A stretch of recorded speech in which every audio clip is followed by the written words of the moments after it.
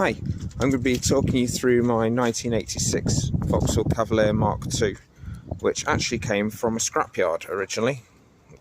Here's some photos of as it was then.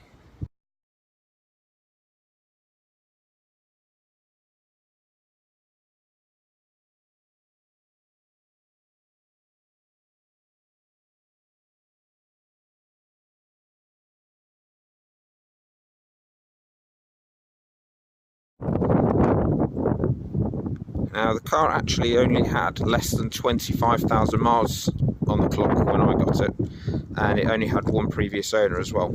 As you can see, it has changed quite a bit from how it was back then. I'm just going to talk you through some of the changes, because I do get asked quite a bit on what makes this car different, or if things even are different. When I got this, my plan was to try and make it look like it hadn't actually been modified and that it was a special edition. We'll see if I'm achieving that or not. So I'll start off at the back. So that spoiler is actually from a Citroen BX, which was modified to fit.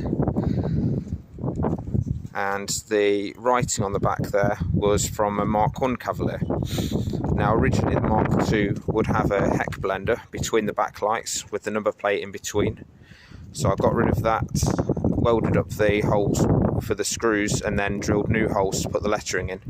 I then moved the number plate onto the bumper and relocated the number plate light, which is why there's that cap on the top there. Underneath the bumper, I've got a stainless steel exhaust, which is a 3-inch one. I didn't want anything too big, otherwise it's going to look too out of place. It's also got the rear valance and got side skirts as well to match.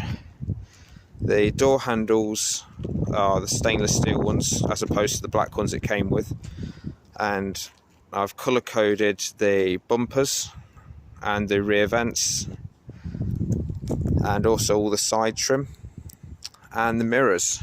In fact, it didn't even have 2 mirrors originally. This was a poverty spec car, and it did not come with a passenger mirror. It just had a blanket plate on it. The wheels are from an Opel Manta and have had the centre caps all smoothed over, so it doesn't have the Opel logo on anymore. Again, trying to make it look like it could have been a special edition.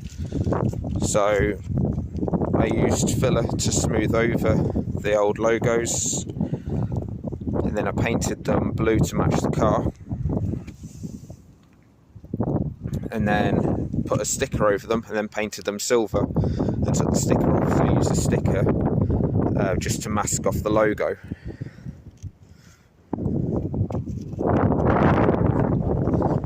So at the front of the car, got a front splitter, and I've adapted that to fit in these fog lights. Originally wouldn't have had these fog lights, so they're aftermarket. I've got an aftermarket Hella grille where I've colour coded which has also been colour coded.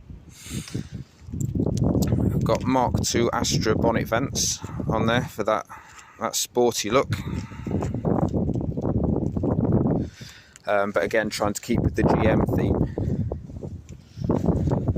And I'm sure I've missed off loads, but I'm going to move on to the inside.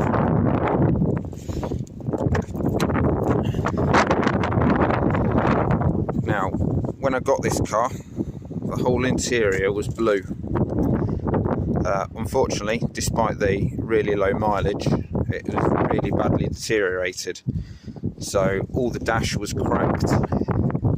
All the door handles were cracked. You can see this one's still got a crack in it, but this is the best I could find at the time. And all the seats were ripped. Basically, this car got used for tip runs and going to the garden centre and things like that for the last 15 years of its life before I got it. So it was abused quite badly by that point.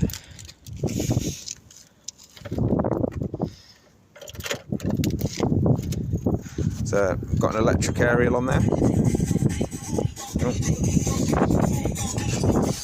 and also got a digital dash from a Mk2 Cavalier, which I think makes quite a nice difference.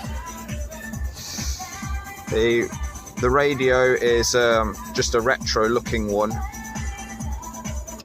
but it does have an SD card reader and a USB port, and it has Bluetooth, which is handy.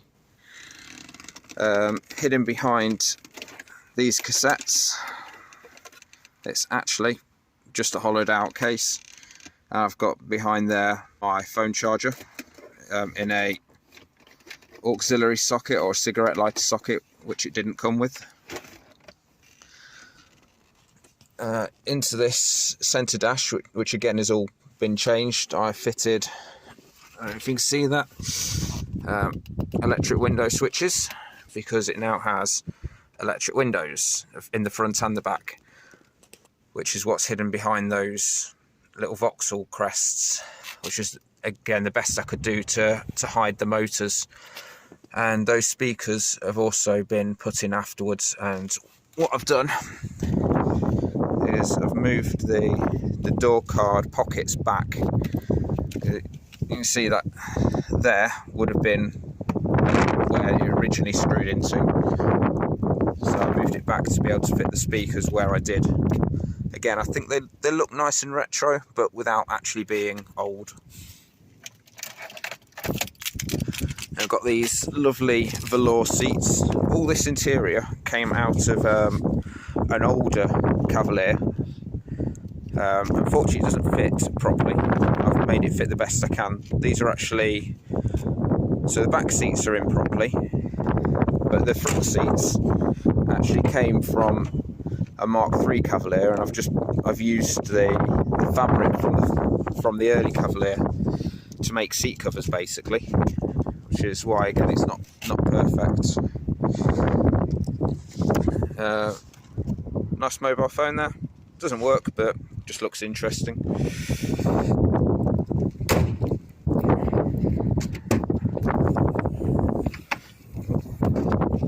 That was typical timing.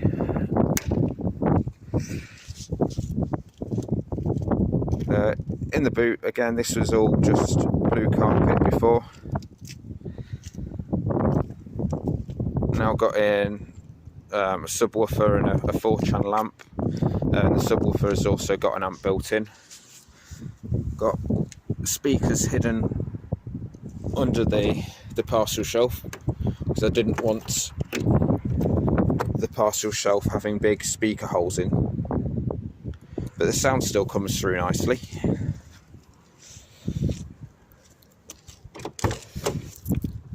So the sound comes from obviously the radio, and then I've got another amplifier in there. That one just does the front door speakers. So the big amp in the back controls the 6x9s, and then the subwoofer, as I say, has got its own amp in.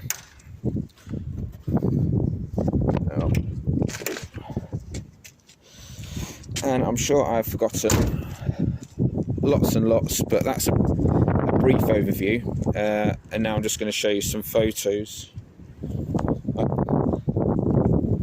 of what it looked like before and what it looks like now, just as a good comparison. The car is by no means mint. It is my daily driver, so I make no apologies for that. It sits outside all year long. It gets driven in all weathers. I have neither the money or the inclination to buy a car and just have it sat in a garage. These stickers, by the way, I had these made up since '86 with a nice pink and blue, just for a retro feel to them, a bit 80s or 90s. Basically, that was just to make you that illusion that it was a period car, that it was a special edition rather than it being a modified car. I didn't want this to look like a boy racer car, and hopefully I've achieved that. Anyway, here's some photos.